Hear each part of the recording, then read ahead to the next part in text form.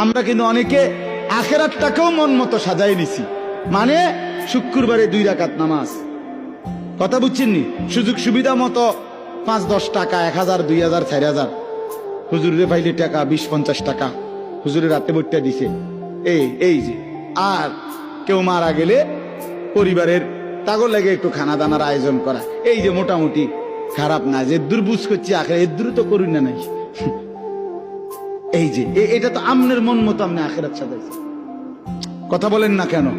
আল্লাহ রসুল কেউ কোনদিন বলছে যে শুধু শুক্রবারে জুমার নামাজ পড়লে যথেষ্ট? এ কথা কোরআন সুন্নাহ কোন আলেম আউলিয়া পীর বুজুর্গ মাশায়েখ পৃথিবীর কোথাও কেউ কোনদিন বলছে? তো তাহলে এটা আপনি যে বানায় দিলেন। আপনি যে প্রত্যেক সপ্তাহে শুধু শুক্রবারে নামাজ পড়েন, পুরা সপ্তাহ নামাজ পড়েন না বাবা ভাই, কেন? এটা তো আপনি বানায় নিছেন আখেরাত, এটা তো আপনার মন গড়া আখেরাত। আল্লাহ তাআলা তো 5 ওয়াক্ত নামাজ ফরজ করেছে।